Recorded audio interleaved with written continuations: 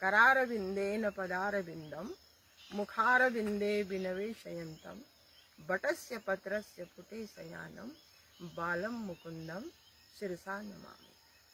कमल रूपी हाथों से कमल रूपी पैरों के अंगूठे को पकड़कर अपने कमल रूपी मुख में डाले हुए रखे हुए और बट वृक्ष के पत्ते में दोने में लेटे हुए और समुद्र में तैरते हुए मैं ऐसे भगवान श्री कृष्ण को मन से प्रणाम करती हूँ।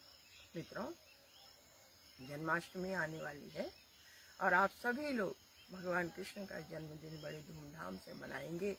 कुछ लोग मटकी फोड़ेंगे, कुछ भगवान को जो है अपने उसमें डलिया में रख करके उन्हें झूला झुलाएंगे, कुछ झूले में बिठाएंगे और हर तरह से प्रसन्न होकर के भगवान श्री कृष्ण का जन्मदिन मनाएंगे। आपको बहुत बहुत शुभकामनाएं। उत्तराखंड देवभूमि है और इसको देवताओं का निवास स्थान माना जाता है। भगवान कृष्ण का भी उत्तराखंड से बहुत ही घनिष्ठ संबंध है। उनका जन्म यद्यपि मथुरा में हुआ था, लेकिन अपनी आत्मिक शांति को प्राप्त करने के लिए भगवान कृष्ण यहीं उत्तराखंड में पधारे थे। इसमें बहुत सुंदर कथा आती है श्रीमद् भागवत के 10वें स्कंद में।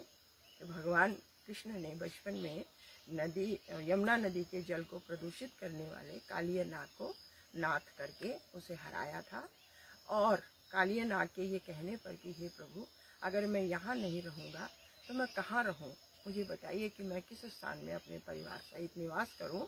तो भगवान श्री कृष्ण ने कहा कि तुम उत्तराखंड में रमणीक द्वीप पर चले जाओ और वहाँ तुम निश्चिंत होकर के निवास करो। ये कहा जाता है कालिया नाग अपने परिवार सहित टिहरी जिले के सेमुखेम स्थान पर आया, क्योंकि वही रमणीक द्वीप कहलाता है।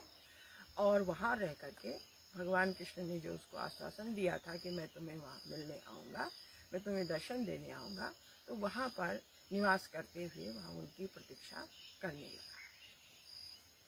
आप भगवान श्री कृष्ण के जीवन चरित्र से बहुत अच्छी तरह से परिचित हैं।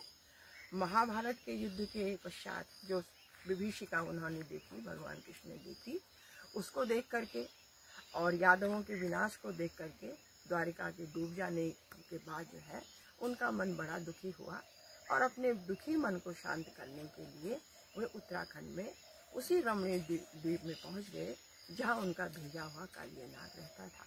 तो कालिया नाग से उन्होंने कहा कि कालिया नाग, मैं यहाँ रहना चाहता हूँ थोड़ी कुछ समय के लिए।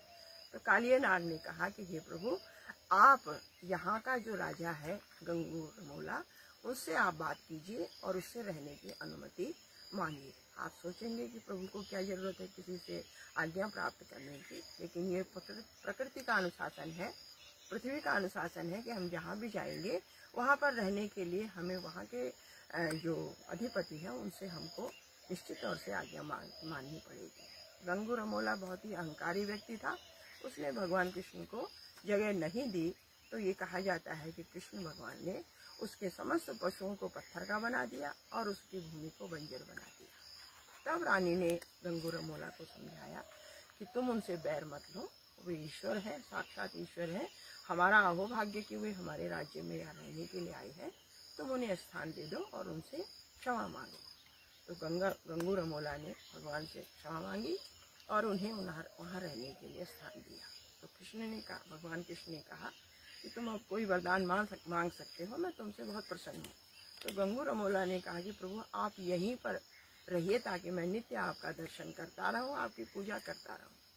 तो कृष्ण ने आश्वासन दिया कि गंगू, मैं यहाँ पर नाग के रूप में रहूँगा और नाग के रूप में ही तुम मेरी पूजा कर सकते हो और साथ ही तुम्हारी पूजा भी मेरे साथ साथ होगी। पहले तुम्हारी पूजा होगी, उसके बाद ही मेरी पूजा होगी। और इस तरह से भगवान कृष्ण बहुत समय तक रमणीक द्वीप पर रहे, यानी सेमुखेम में रहे और उसके पश्चात वे पुनः भालुका तीर्थ में पहुंच करके उन्होंने अपनी लीला को संवर्ण कर लिया। एक दूसरा आख्यान आता है ऊखी मठ का। ऊखी मठ आप सब लोग जानते होंगे, चमोली जिले में है और ऊखी मठ में भगवान ओमकारेश्वर का बहुत बड़ा मंदिर है। तो ये कहा जाता है 10वें स्कंद में ये कथा आती है कि उस समय बहुत समय जब पहले वहाँ पर बाणासुर का राज्य था और बाणासुर की एक कन्या थी उषा, जो पार्वती से जो है लास्य नृत्य सीखा करती थी। उसने जब भगवान कृष्ण के पौत्र अनिरुद्ध को देखा तो वो अनिरुद्ध पर मोहित हो गई और उसने उससे विवाह करना चाहा, लेकिन बाणासुर इसके लिए जो है तैयार नहीं हुआ।